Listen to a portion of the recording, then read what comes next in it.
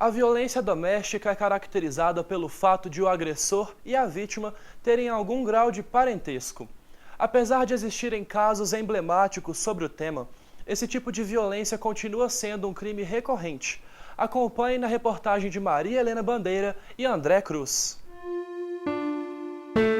Tem ladrão no prédio, jogaram uma criança de lá de cima, pelo amor de Deus. Os crimes familiares são aqueles em que o agressor e a vítima possuem algum tipo de parentesco. Casos emblemáticos desse tipo chocaram o Brasil e foram motivo de revolta e protestos. Em 2008, Isabela Nardoni, de 5 anos, foi atirada do 6º andar do edifício em que seu pai morava, em São Paulo. O pai e a madrasta foram condenados por homicídio doloso qualificado. Em abril do ano passado, outro caso grave de agressão familiar no Rio Grande do Sul. Bernardo Boldrini, de 11 anos, foi ameaçado, dopado e morto. Os principais suspeitos também são o pai e a madrasta. Esse mês, em Uberaba, uma mulher e os filhos gêmeos de apenas 40 dias foram assassinados. O mandante era o próprio pai das crianças, que não queria reconhecer a paternidade dos bebês concebidos em uma relação extraconjugal. E na última semana, por muito pouco, a cidade de Santa Luzia também seria palco de mais uma tragédia familiar. A polícia resgatou uma mulher e o filho, que foram mantidos em cárcere privado por 20 dias pelo ex-marido da mulher e pai da criança. Foi nessa região que a jovem de 22 anos e o seu filho de apenas 1 foram resgatados. A polícia só conseguiu chegar até aqui porque a jovem conseguiu despistar o agressor e enviar mensagens para o celular da mãe. Após confirmarmos a realidade dos fatos, o segundo passo era descobrir o local onde a vítima se encontrava. Por meio de investigação, conseguimos chegar a esse local. Aí foi a parte operacional, de se estruturar uma operação para resgatar a vítima com segurança. Durante os 20 dias, a mulher sofreu agressões físicas e psicológicas. Foi muito agredida por diversas vezes. Teve um princípio de hemorragia interna no sábado anterior à nossa ação. Foi levada ao PA central, mas não pôde ser atendida porque o marido ficou com medo dela informar a situação dela e evadiu da vítima, juntamente com a vítima do local. Nessa casa tinha aproximadamente uns 18 indivíduos, diversos indivíduos com passagem pela polícia à casa de um traficante local.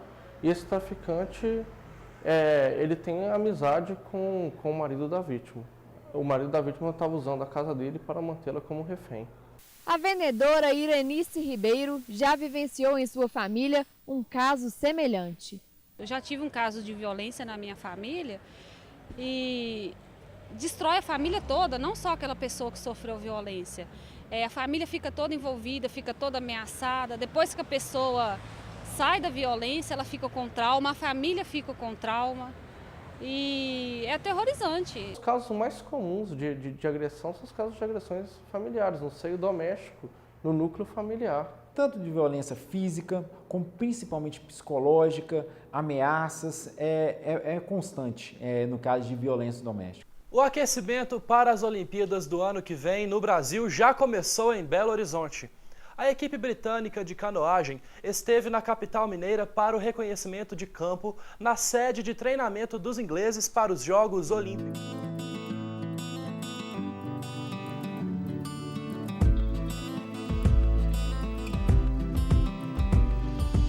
Foi na Lagoa dos Ingleses, na região metropolitana de Belo Horizonte, que os atletas britânicos tiveram o primeiro contato com Minas Gerais.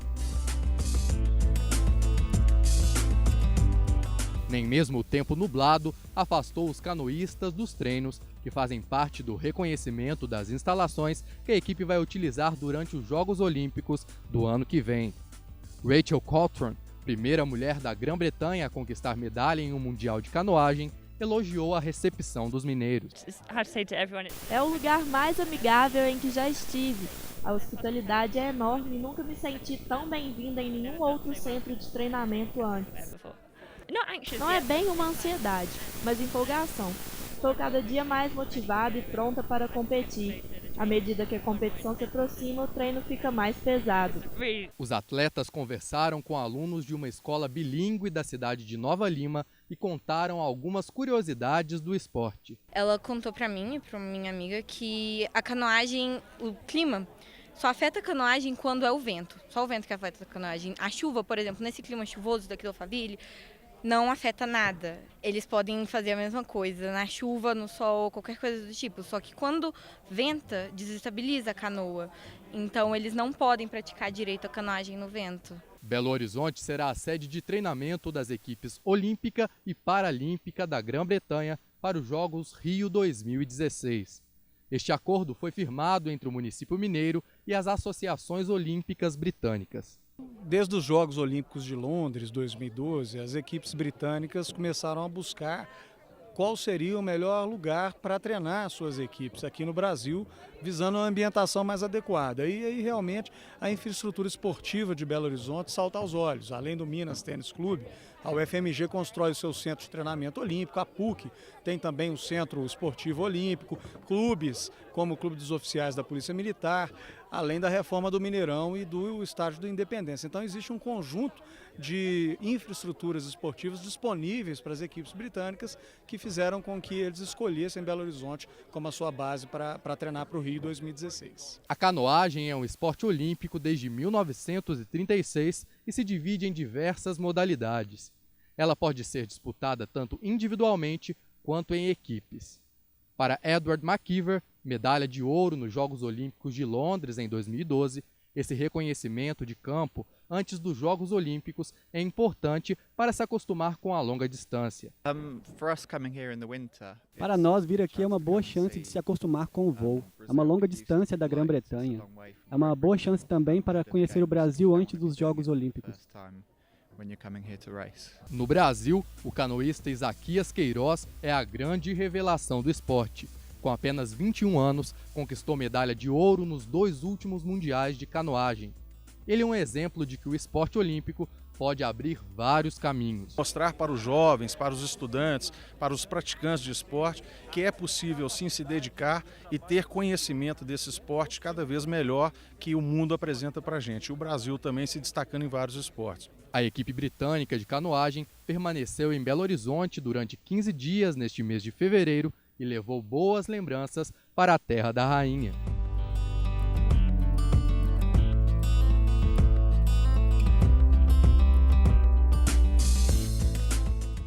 Você sabe como customizar camisetas com estampas e ter novas combinações sem gastar muito?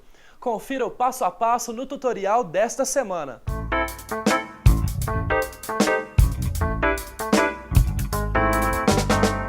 Olá pessoal, o tutorial dessa semana a gente vai aprender como customizar uma camiseta.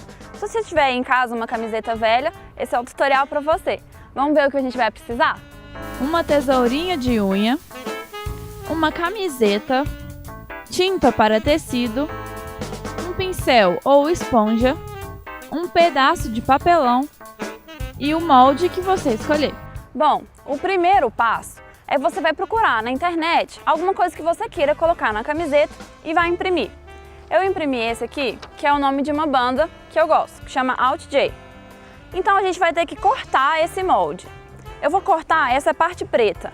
Ou seja, uma dica boa é o que você quer que fique na camiseta é a parte que você vai cortar na folha. Para cortar, como eu vou ter que começar a cortar aqui dentro e não por fora, eu vou pegar aquelas tesourinhas, aquela tesourinha de unha, que ela tem uma ponta mais fininha e vai ficar mais fácil para cortar.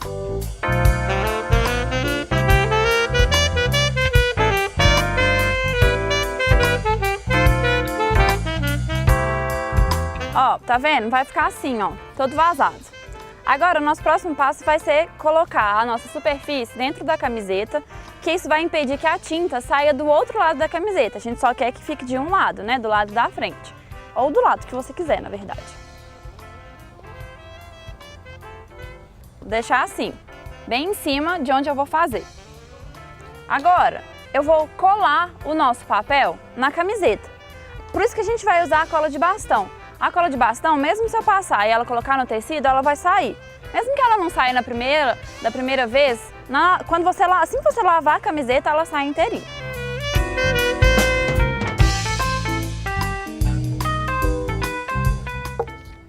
Prontinho.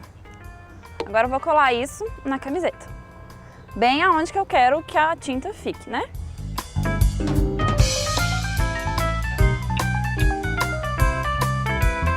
Bom, agora que eu já colei, só lembrando que se tiver algum desenho que você queira fazer só o contorno, vamos supor, nesse meu aqui, eu não quero que fique toda essa parte com tinta. Eu quero que fique só o contorno dele. Então eu peguei esse triângulozinho menor e vou colar aqui no meio, evitando que a tinta pegue nessa parte daqui. Ou seja, a tinta só vai pegar nessa parte que a camiseta estiver exposta. Agora a gente vai para a parte de pintar. Eu dou uma dica, que quando a gente for pegar a tinta, ao invés de colocar o pincel lá dentro e ele ficar muito molhado, a gente dá uma balançada na tinta e abre ela e pega só o que está na tampa, que aí não fica muita tinta. Então eu vou pegar o nosso pincel, colocar um pouquinho, dar uma batidinha nesse papel aqui do lado para tirar um pouco do excesso e começar a pintar. Eu vou dando essas batidinhas, ao invés do movimento vai e vem, para evitar que o papel se solte. Desse jeito fica mais fácil.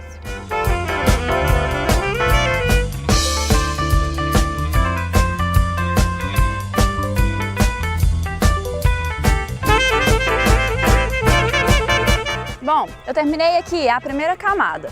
Como essa blusa é de cor escura, eu terei que fazer mais ou menos umas 4 a 5 camadas, até o laranja ficar bem forte. A minha sugestão é que entre essas camadas você use o secador, assim você não tem que ficar esperando aquele tempo todo a tinta secar. Bom, essas são todas as etapas. Vamos ver agora como que ficou no final?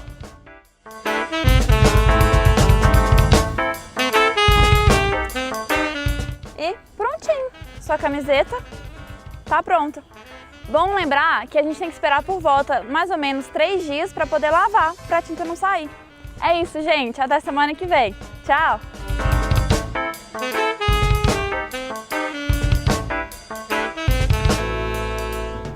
O programa de hoje fica por aqui, mas a gente conta com a sua participação. Não deixe de conferir e interagir nas redes sociais. No Facebook, Twitter ou Instagram, é só procurar pelo endereço PUC TV Minas. Se você quiser assistir essa ou outras edições do Revista, é só acessar a nossa página no endereço youtube.com/memória PUC TV. Até o próximo programa. Tchau!